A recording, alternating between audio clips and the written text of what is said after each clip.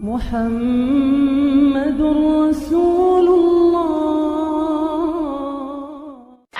Bismillahirrahmanirrahim. Assalamualaikum warahmatullahi wabarakatuh. Kembali berjumpa dengan Khairil Anas TV.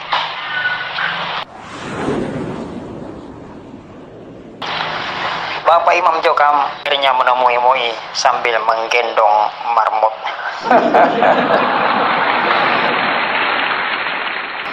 Bila abahnya dahulu mendatangi tantangan debat para ulama sambil menggendong anak kire, mengapa Bapak Imam sekarang tidak menemui saja Mui sambil menggendong juga anak kire?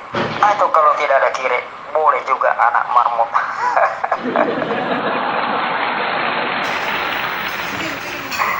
Barangkali saja perhatian Mui bisa beralih dari topik keamiran ke topik bagaimana cara memelihara marmut, ataukah mungkin membahas mengenai hal haramnya marmut.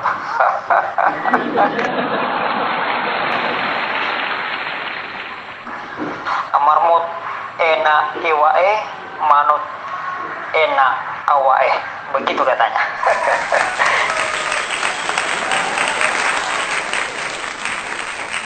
Baik, kita tinggalkan saja soal marmut. Kita coba ingat-ingat kembali sebuah cantolan yang akrab dulu kita dengar semasa masih dalam Jokam. Ribuan rintangan, jutaan cobaan, miliaran pertolongan, surga pasti.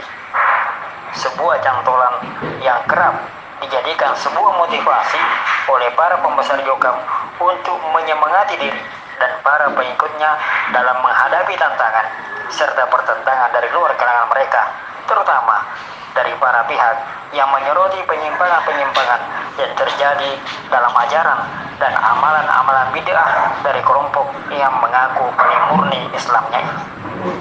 Mereka mengaku sebagai penganut Islam yang paling benar, paling sesuai Al-Quran dan Al-Hadis, dan paling wajib masuk surga. Wajib artinya tidak sekedar wajib, tetapi sangat wajib dengan dalih, karena semua amalan-amalan mereka paling sesuai dengan Al-Quran dan Sunnah katanya. Padahal bila ditelusuri dengan seksama, mereka mengkafirkan sesama kaum muslim. Ajaran Islam mana yang mengajarkan takfir seperti itu? Mereka memaksa pengikutnya untuk memutuskan hubungan silaturahim kepada anggota keluarganya yang keluar dari kelompok Jokam.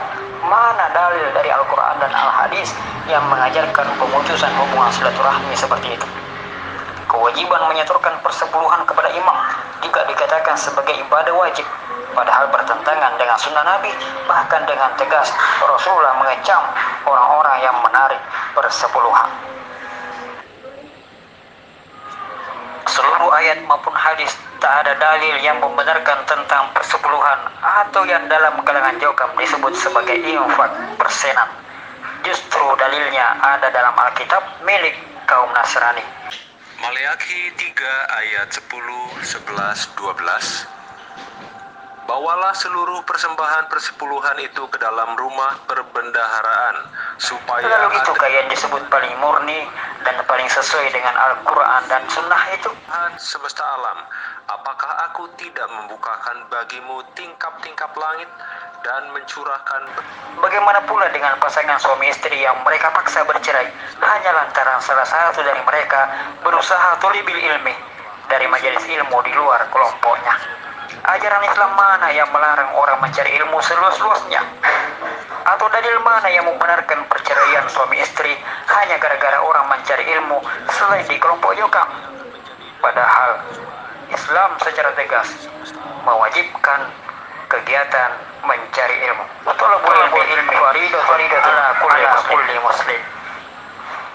Ada pula orang tua yang dipaksa mengabaikan anaknya, mengusir serta mencoret anaknya dari silsilah keluarga, bahkan diputus haknya sebagai ahli waris keluarga dengan alasan si anak bukan lagi orang Islam. Nauzubillah min zalik. Ajaran murni Islam dari manakah itu? Satu lagi cantolan lain yang di kalangan Jokam, anget-anget maju, barongan-barongan mundur, yang artinya ketika suasana sedang aman semua maju, saat situasi sedang genting semua tiarap, atau lari sembunyi ke hutan karet.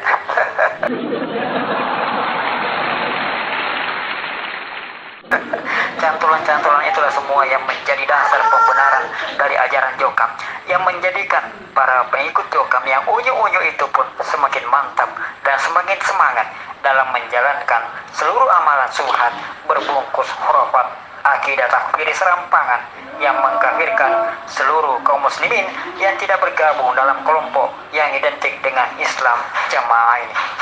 Pokoknya taat imam surga, nggak taat imam neraka. Begitu mudahnya mengklaim diri sebagai ahli penghuni surga dan bermudah-mudahan dalam mengkafirkan sesamanya kaum muslimin, seakan mereka lah sebagai pemegang kunci surga atau panitia hari kiamat.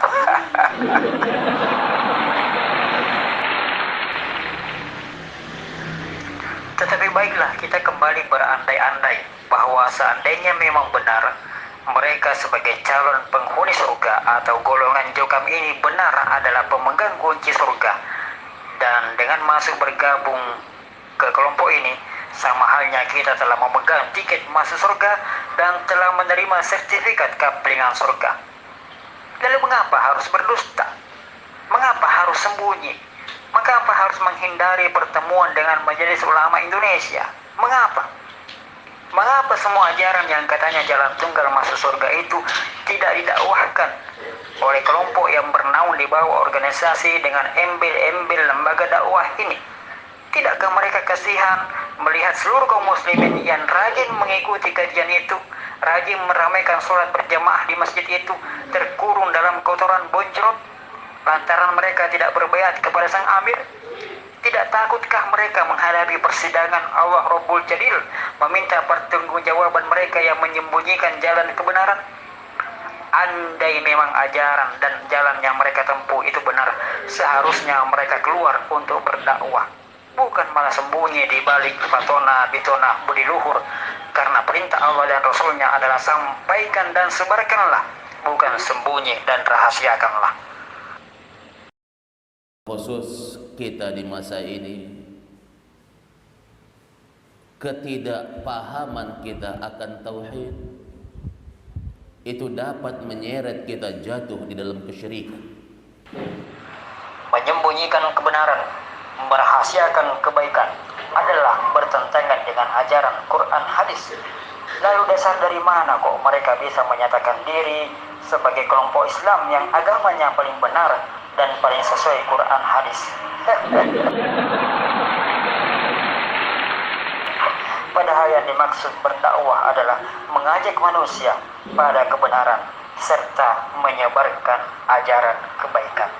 Alangkah lucunya kelompok Jokam ini menyembunyikan kebenaran, berbisik-bisik dalam mengadakan kajian, sikap dan gerak-gerik mirip mafia kejahatan yang takut ketahuan dan kedapatan, namun menyatakan diri sebagai lembaga dakwah Islam. Atau anggaplah saja surat Nuhi adalah sebagai rintangan, maka mengapa harus selalu menyingkir? Mengapa tidak dihadapi saja? Mengapa Imam Jokam takut menghadapinya? Kemana cantolan ribuan rintangan, jutaan cobaan, miliaran pertolongan, surga pasti itu? Apakah Imam besar Jokam ragu dengan cantolannya sendiri? Bila memang Jokam benar sesuai akidah dan meyakini sebagaimana satu-satunya jalan tunggal menuju masuk surga, mengapa harus menyingkir dan menghindar? Seharusnya hadapi dan sampaikan kepada MUI bahwa kamilah sebagai pembawa kebenaran, kamilah sebagai syarat sahnya keislaman, agar kebenaran itu menjadi tersebar luas dan makin banyak kaum muslimin yang terselamatkan. Apakah menyembunyikan kebenaran juga termasuk ajaran Islam yang murni? Mari buka pikiran dan akal sehat, wahai saudaraku. Dan untuk segenap warga Jokam, saudaraku yang masih berkubang dalam subhat, dalam lingkaran khurafat serta jeratan muslihat berkedok agama ini, sadarlah sebelum terlambat. MUI datang bukan untuk merintangi, olehnya itu sebaiknya dihadapi. Akui saja diri bahwa memang Anda sebagai Imam Jokam, tetapi hanya sebagai imam golongan saja, bukan ulil amri, bukan umaro. Maka insya Allah semuanya akan selesai. Berhenti sila mengkafirkan sesama kaum muslimin, dan mari kita kembali bersatu dalam satu ikatan jamaatul muslimin yang sama-sama menyembah kepada Allah yang satu, mengikuti tuntunan dan teladan dari Nabi yang sama, berpedoman pada kompas yang sama, yakni Al-Quran dan Al-Hadis.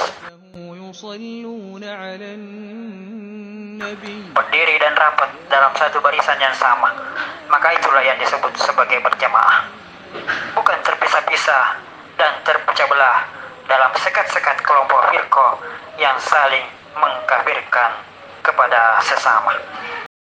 Inna Allah wa malaikatahu yusalluna 'alan nabi. Wallahu a'lam wa barakallahu fikum. Jazakumullahu khair. Wassalamualaikum warahmatullahi wabarakatuh. Sallimu taslima.